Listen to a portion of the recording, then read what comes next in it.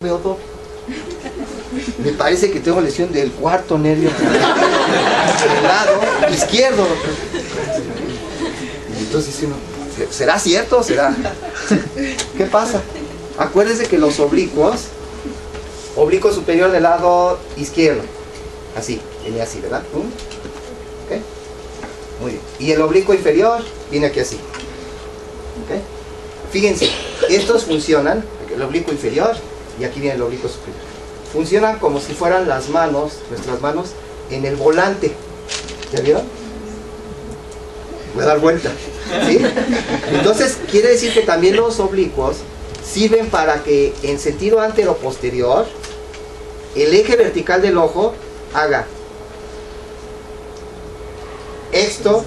extorsión o haga una ¿qué? Intorsión. ¿Se dan cuenta? O sea, el ojo rota en sentido antero-posterior, su eje vertical puede girar hacia afuera o hacia adentro. Extorsión, intorsión. ¿Okay? ¿Quién hizo extorsión? El oblicuo inferior. ¿Quién hizo intorsión? El oblicuo superior, ¿verdad? Y están en equilibrio. Acá están en equilibrio. Oblicuo superior que hace intorsión y el oblicuo inferior que hace extorsión. Está en equilibrio. Se paralizó el oblicuo superior. Se paralizó el oblicuo superior. ¿Quién va a ganar? ¿Y entonces qué va a hacer el ojo? Extorsión. ¿Sí? Entonces quiere decir que sus ejes verticales del paciente, si tiene parálisis del oblicuo superior del ojo izquierdo, el ojo se va a quedar en extorsión. ¿Ok? Porque no puede hacer la intorsión porque está paralizado el oblicuo superior. Y entonces, ¿qué hace el paciente? Hace una intorsión con su cabeza. Como está así, pues una intorsión con mi cabeza para que haga una intorsión del ojo izquierdo. Vean, fíjense. ¿Es listo el paciente? Entonces inclina la cabeza al lado ¿qué? Sano, porque lo que está haciendo es una intorsión de la cabeza para compensar la pérdida de intorsión del ojo izquierdo. Entonces rota la cabeza hacia el lado derecho, inclina la cabeza hacia el lado derecho para provocar una intorsión del ojo izquierdo. En cambio, si rota la cabeza hacia el lado izquierdo, se acentúa la extorsión, porque está haciendo una extorsión de la cabeza ahora hacia el lado izquierdo. ¿Queda claro? Pues es muy característico. ¿Okay? Y el cuarto nervio craneal realmente se lesiona por pacientes con trauma. ¿Sí? El sexto y el cuarto son los que más se lesionan. Muy bien. Por último tendríamos el sexto es esto, ¿verdad? Cuando hay pérdida de la abducción del ojo, lesión. ¿Sí? Decíamos, movimientos de seguimiento, movimientos sacádicos, esto lo van a ver ya en movimientos extraoculares, ¿sí? Las vías supranucleares. Cuando estamos siguiendo un objeto enfrente de nuestros ojos, ¿sí? Y lo estamos siguiendo, es el occipital es muy baboso, ¿verdad? Pasa una muchacha muy buena y hay de babosos.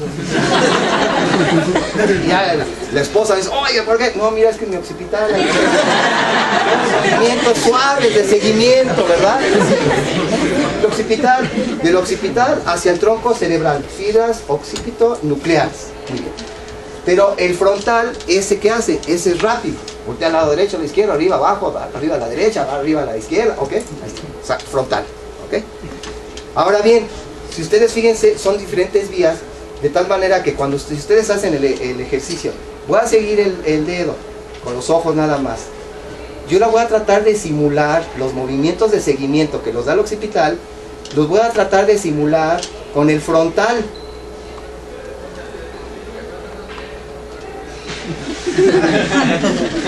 ¿Se dan cuenta? Qué distinto, así. Occipital, frontal. Por más que trate yo de imitar los movimientos, no, el frontal es así, que él es cabrón, ¿sí? Entonces lo que está haciendo son sacádicos, ¿okay? Y esto ya lo podemos complicar con el nistagmus. Ustedes van a estudiar en sus pacientes el nistagmus ortokinético. Y el nistagmus ortokinético lo tenemos cuando vamos al metro, ¿sí o no? Estamos ahí parados, ¿sí? Y pasa el metro y ¿qué hace? ¿Sí o no? Así hacen nuestros ojitos, ¿no? Entonces si va al metro de derecha a izquierda, los ojos, el occipital baboso, sigue los vagones. Y el frontal dice, cabrones, ¿a dónde van? Están viendo movimientos de qué? De seguimiento y después sacádicos, ¿ya vieron? Y ese es el nistagmus que optoquinético. Y el nistagmus optoquinético lo describimos por la fase rápida, ¿verdad? Pero no es la que lleva el movimiento. Si yo digo nistagmus a la derecha, quiere decir que la fase lenta es hacia el lado ¿qué? Izquierdo.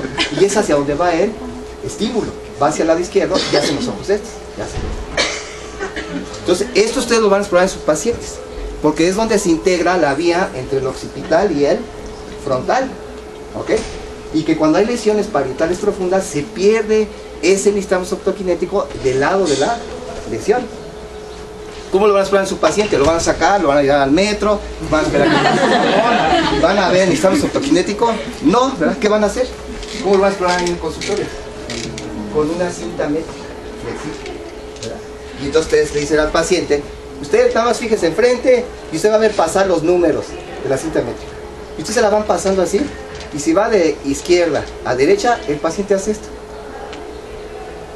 Fase lenta hacia el lado derecho y fase rápida hacia la izquierda. Está presente en nistagmus optoquinético. Después lo hacen al otro lado, ponen su cinta métrica y le van corriendo hacia el otro lado. Y después hacia arriba y hacia abajo, y hacia arriba y hace esto los ojos. Nistagmus hacia abajo, ¿sí? La fase lenta se hace hacia arriba. Y ustedes están desplazando la cinta métrica así. Y el paciente nada más lo tiene que hacer es fijar la mirada. ¿Un invidente tendrá este reflejo? Pues no, ¿verdad? Ya hace años llega una muchachita, no veo nada, doctor, no veo nada. Reflejos fotomotores normales, así, no veo nada, doctor. Y le pasamos la cintita y...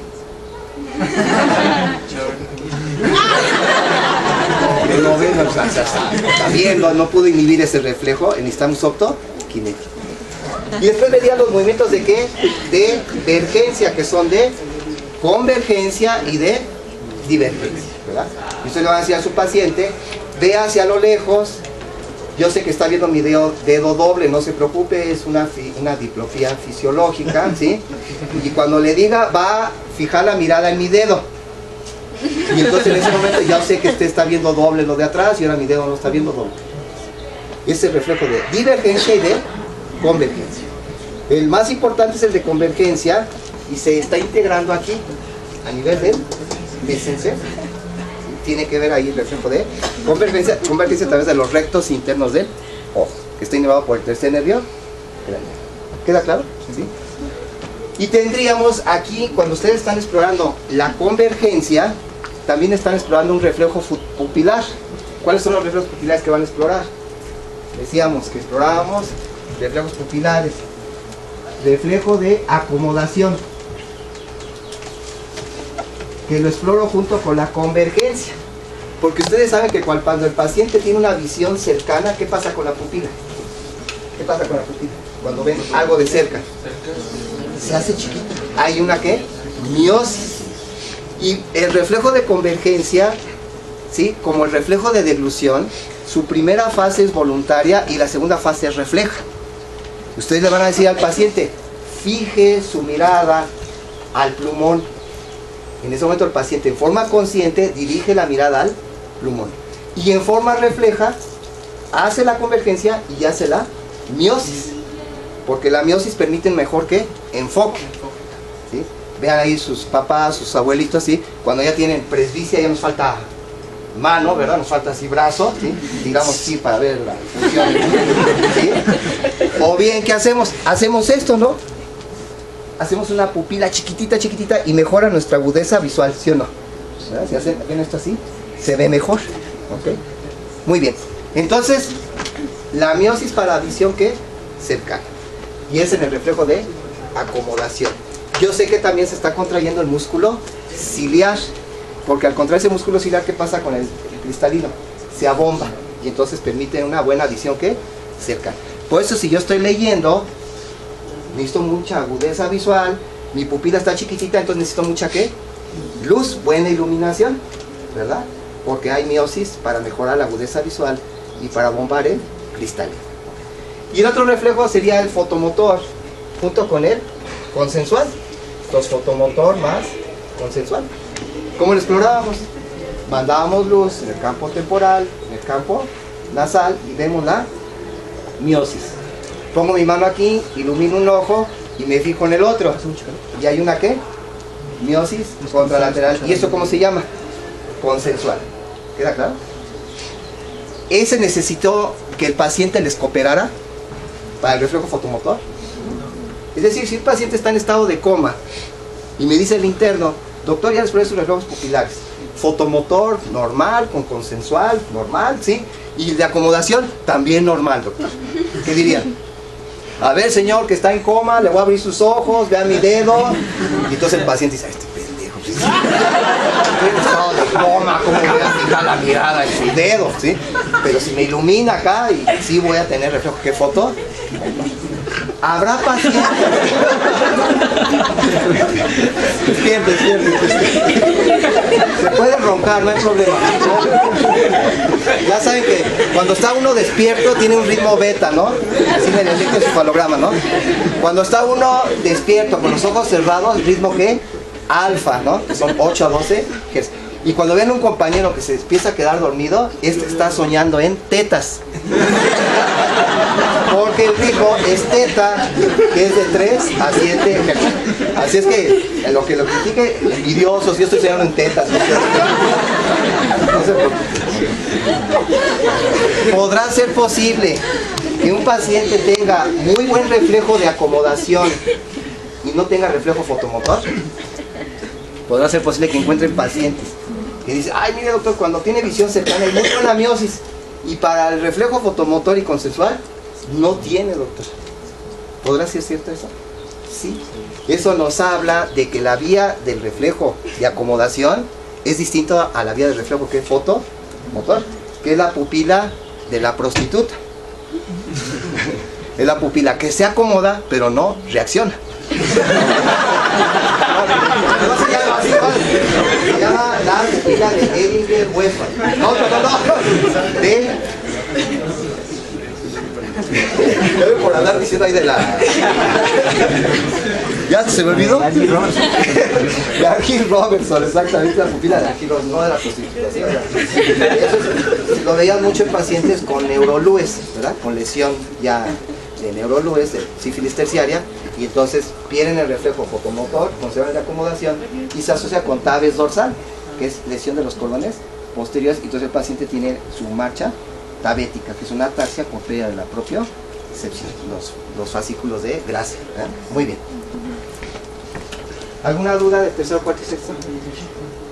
Bien. Vámonos al quinto, sí vamos a llegar, a ver.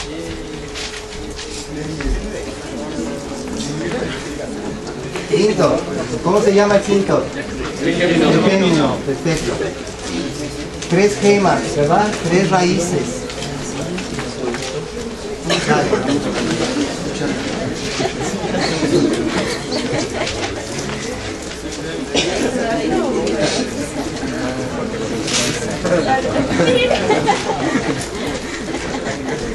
Quinto, trigémino. ¿Sí? Origen real. Cuando hablamos de origen real, como este es sensitivo y es que motor, ¿verdad? Entonces vamos a hablar de núcleos. Sí. Se decía que el origen aparente era ¿dónde? En el ganglio, ¿verdad? En el ganglio de Gassel o ganglio del trigémino, ganglio trigeminal. Claro que se decía que era el origen aparente, porque de las 3 del ganglio trigeminal saliendo las 3 ramas, ¿verdad? Y este ganglio del trigémino, su origen, ¿sí? Aquí, su origen en la pared, en la cara lateral del puente, ¿verdad? Que tiene una raíz sensitiva muy gruesa y una pequeña raíz que motora, y que la raíz motora se va con la rama mandibular, ¿verdad? Se va con 5, 3. Aquí está la rama maxilar y esta sería la rama que ¿verdad? Entonces tiene porción sensitiva muy gruesa, su porción motora delgadita, que se va a la porción motora con la rama que mandibular. Entonces es un nervio mixto, lleva fibras aferentes y eferentes. Y a ver, tiene fibras aferentes. ¿Cuáles son esas fibras aferentes? Aferentes, somáticas, generales. Es decir, tacto, dolor, temperatura, presión de la cabeza, ¿verdad? Todo es el que trigémino. Entonces, aferente somático general, Pues, tacto, dolor, temperatura, presión, propiocepción. Muy bien, de la cabeza. ¿A través de qué núcleo? ¿Qué núcleo llega a esta información? Que va de las neuronas del ganglio, ¿sí? De las neuronas del ganglio, que manda su prolongación periférica, entra al tallo cerebral, ¿sí? Y llega a qué núcleo. Esta información que viene del ganglio, llega a qué núcleo. Al núcleo, que es muy largotote, ¿verdad? Exactamente. Llega a este núcleo, que es el núcleo del tracto espinal del trigémino. Ahí estaría. Largotote, vamos a ponerlo rojo, para que se vea. Y este es el núcleo del tracto espinal del trigémino, que se extiende todo lo largo de la médula oblongada, o bulbo raquídeo, hasta los primeros segmentos cervicales, ¿verdad? Hay una lámina 2 de Rexed, la sustancia gelatina. Muy bien. ¿A dónde más llegan estas fibras sensitivas? Pues al núcleo, exactamente, núcleo sensitivo principal del trigémino. Y por otro lado, pasan unas fibritas que van por la rama mandibular, y que estas fibritas vienen de estas neuronas que funcionan como un ganglio, pero porque no es ganglio porque está dentro del sistema nervioso central, pero son neuronas pseudomonopolares cuya prolongación periférica pasa por el ganglio y se va por la rama mandibular y recoge la información propioceptiva de las arcadas dentarias, de la articulación temporomandibular y de los músculos de la masticación. Y esta información propioceptiva es tan importante que me permite ir graduando la fuerza de contracción para masticar, ¿verdad? Entonces ya desde que estoy viendo la carne allí, ya estoy preparando de cómo voy a apretar, ¿verdad? A que si agarro el pancito, ya sé cómo voy a apretar, ¿verdad? Es decir, que esta sensación propioceptiva, ¿sí? Es muy importante para ir graduando la fuerza de contracción, ¿ok? Y eso lo da el núcleo mesencefálico del trigémino, que funciona como un ganglio, ¿verdad? Porque son neuronas pseudomonopolares. Muy bien. Entonces, el núcleo principal del trigémino recibe sobre todo tacto. Y el núcleo del tracto espinal del trigémino recibe sobre todo dolor y temperatura. ¿Están de acuerdo? Y el núcleo mesencefálico, información propioceptiva. Muy bien. Entonces, recuerden que el trigémino, sus 3 ramas, tienen que ir conociendo sus sitios de distribución, ¿verdad? Entonces, tenemos que ir viendo cómo se está. Entonces, ustedes saben, 5, 1. ¿Qué porciones inerva? Eso, entonces, párpado superior, sí. Todos los elementos intraorbitarios, ¿sí? El globo ocular, la córnea, exactamente es el 5-1. El dorso de la nariz, 5-1. Entonces todo el interior de la órbita, párpado superior, hasta llegar acá atrás, al vértex. ¿Están de acuerdo? Incluyendo todas las estructuras epicraneales, ¿verdad? El hueso, y también incluyendo la base del piso, ¿qué? Anterior. Exactamente, el piso anterior. La dura madre del piso anterior. Todo. Incluyendo los senos frontales, sí. Incluyendo los senos etmoidales, sí. Dorso de la nariz. Techo de las cavidades nasales, sí. Todos los elementos intraorbitales. ¿Ok? Muy bien.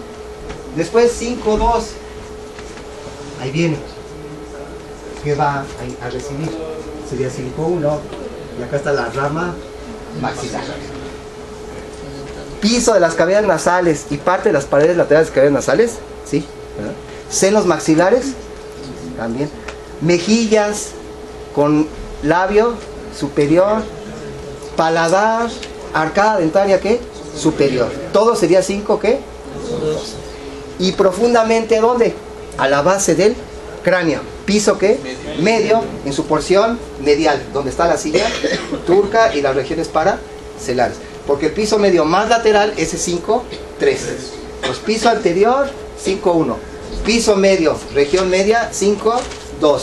Piso medio, región posterior, región lateral, 5-3. Me faltaría el piso posterior, bajo, exactamente. Y me faltaría el tentorio. Y el tentorio se viene desde el piso anterior, la misma inervación. Entonces, ¿quién será? 5-1. ¿Sí? El tentorio, 5-1. Muy bien. Y por último tendríamos 5, ¿qué? 3. Que 5-3 no inerva el gonion. El ángulo de la mandíbula, esta región cutánea, el ángulo de la mandíbula, ya sería C2. ¿Ok? Ya no es rama mandibular del trigémino. Y entonces sería, ¿qué sería? Labio inferior, arcadas dentarias, ¿qué? Inferiores, lengua, pero toda la lengua, no, 2/3 anteriores de la lengua. Piso de la boca, también, ¿verdad? Ok, muy bien. Y también va a inervar parte de la choreja, ¿verdad? La choreja, aquí en su porción de la concha, y parte del conducto auditivo, ¿qué? Externo, ¿verdad? Todo eso sería nervio, ¿qué? 5, ¿qué? 3. Muy bien. Esto fue a través de fibras aferentes somáticas generales que llegan al núcleo del tracto espinal, núcleo sensitivo y núcleo mesocefálico del trigémino. Ustedes saben que este núcleo no es exclusivo del trigémino, ¿verdad? Porque también lo comparte el facial, porque también lleva fibras de dolor, temperatura, tacto de la oreja. Y también lo comparte con el gloso faríngeo, porque lleva tacto, dolor, temperatura del oído medio, de la caja del tímpano. Y también lo comparte el glosofaringeo, pero también porque el glosofaringeo, pueden que inerva la tercio posterior de la lengua, junto con las tonsilas, las amígdalas palatinas, paladar, porque es muy importante para el reflejo que nauseoso es el glosofaringeo. Y eso tiene que entrar al núcleo del tracto espinal de trigémino. Y este también lo comparte el vago, ¿verdad? Y el vago va a inervar a la choreja, ¿sí? Al conducto auditivo externo también, ¿verdad? Esa sensibilidad que va del vago. Y también, ¿qué? Faringe y laringe. Esa sensibilidad la recoge el vago. Y que llegue, también tiene que llegar al núcleo del tracto espinal del trigémino. Entonces, fíjense, este núcleo del tracto espinal del trigémino le quedó grande al nervio, ¿qué? Trigémino. Entonces lo tiene que compartir con el facial, con el glosofaringeo y con el nervio, ¿qué? Vago. Para recoger también dolor y temperatura de estructuras más pequeñas, más limitadas de la cabeza, incluyendo parte del cuello. Ahí vamos avanzando. ¿Qué otra función tiene el trigémino? Lleva fibras, ¿qué? Eferentes, especiales o eferentes branquiales, ¿sí? Que van a inervar a músculos derivados del primer arco faríngeo, es decir, músculos de la masticación. Pues también lleva fibras eferentes viscerales especiales.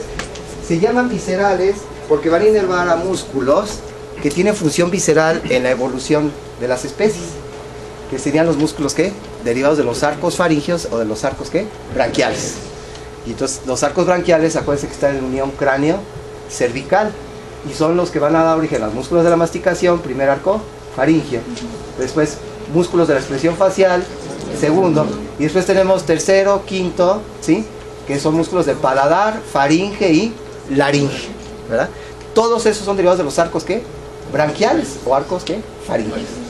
Por eso se considera visceral y especial, porque aunque es músculo estriado voluntario, le pongo visceral por su evolución filogenética, y especial porque no son derivados de las somitas, solamente se encuentran aquí en la unión cráneo-cervical. A veces está confusión este término, ¿verdad? Ah, visceral debe ser músculo liso, no, este es músculo estriado voluntario. Y especial porque va músculo derivado de los arcos branquiales. ¿Se entendió este concepto? Muy bien. ¿Dónde está el núcleo donde se originan esas fibras? En el núcleo del motor del trigémino. Acuérdense que si ponemos así el puente, entonces aquí sería el núcleo del facial y arriba de él está el núcleo motor del trigémino. Este es el núcleo motor del trigémino y abajo está el núcleo del facial, que va a inervar los músculos derivados del segundo arco branquial o faríngeo, que van los músculos de la expresión ¿qué? Facial. Ahí vamos avanzando. ¿Sí? Muy bien. Entonces, ya tenemos que su función es músculos de la masticación, pero no nada más músculos de la masticación, ¿verdad? Sino también, muy bien, vientre anterior del bigástrico, músculo del martillo o tensor del tímpano, ¿verdad? y el músculo miloioideo, que es el piso de la boca. Todos estos músculos son derivados del primer arco braquial. Quiere decir que cuando vamos a explorar el trigémino, ¿cómo lo vamos a hacer?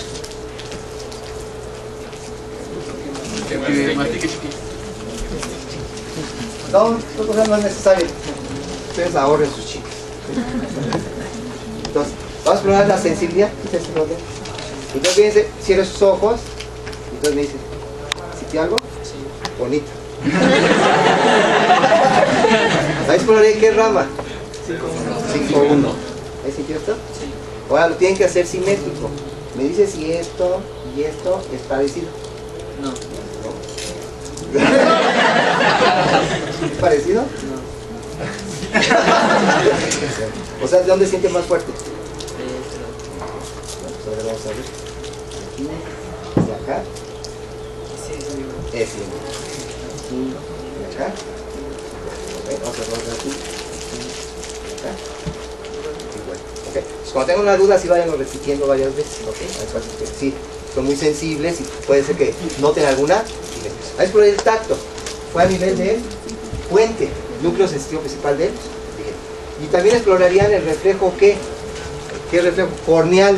¿Verdad? Entonces el reflejo corneal, ¿qué decíamos que tenía que explorar un reflejo? Reflejo corneal, ¿vía qué? Aferente, el centro integrador y vía qué? ¿Cuál es la vía aferente del reflejo corneal? Trigémino 5-1, que es el de que da inervación a la córnea. ¿Quién cierra los ojos? El facial. Acuérdense que el facial es importante para el auricular de los ojos, que es el que cierra los párpados, ¿verdad? Entonces la vía eferente es el facial. ¿Dónde se está integrando? En el, ¿no? Fíjense, el núcleo principal del trigémino recibe tacto y después se va al núcleo del facial. ¿Dónde estuvieron los dos? Puente. Los centros integradores en el puente. Pues fíjense qué interesante. Si usted está explorando un paciente en estado de coma y ven que ya no tiene reflejo corneal, dicen, ya tiene una lesión a nivel del puente. ¿Okay? Y entonces, para explorar el corneal, bueno, vea para acá, así. Entonces, ¿cuántos dedos ve allí? Y entonces lo estimula. Igual acá, voltea para acá, miren. Ahí cuántos dedos ve, y entonces cuando está uno, lo pica. Y entonces ahí van viendo la respuesta. Y si se dan cuenta, si yo estimulo del lado derecho, se contrae el lado derecho y también el lado ¿qué? Izquierdo. Entonces hay un consensual que corneal, ¿verdad? Si ustedes empiezan aquí así a estimular y no cierra aquí el ojo, pero sí cierra el otro, ¿sí? Cada vez que le están estimulando así el paciente. Todo rojo, mira doctor, no tiene corneal, mira. Pero tiene consensual. ¿Dónde está la lesión? Del lado donde no hay corneal. ¿Y es vía aferente o eferente? Eferente, porque el paciente si está percibiendo el tacto. La prueba está que está parpadeando del otro lado. Pero ¿por qué no cierra ese ojo? Porque tiene una lesión de qué nervio? Facial. Lo más es que tenga una parálisis facial ¿qué? Periférica. Tiene una parálisis facial periférica y todos están estimulando y no se presenta el reflejo, ¿sí? De parpadeo, pero por parálisis del músculo auricular de los ojos. En cambio, si ustedes estimulan acá y no hay corneal ni hay consensual, dicen, es un problema de la vía ¿qué? Aferente o del centro ¿qué? Integral. Después serían los músculos de la masticación. Y para los músculos de la masticación, ¿qué harían? Le piden al paciente que apriete su mandíbula y sienten la contracción, afloje, contraiga. Después el temporal, contraiga. Esos serían temporales y maceteros. Pero los pterigoideos, ¿se acuerdan que son importantes para movimientos de qué? De disyunción, de lateralización de la mandíbula. Entonces le dicen al paciente que ustedes le bajan aquí el labio y digan, abre la boca, que abra la boca. Y ven que la mandíbula caiga vertical. Si ven que la mandíbula se jala a un lado, la mandíbula, si se jala hacia el lado derecho, quiere decir que están jalando el pterigoideo lateral. ¿De qué lado? ¿Del lado qué? Izquierdo. ¿Se acuerdan que van así de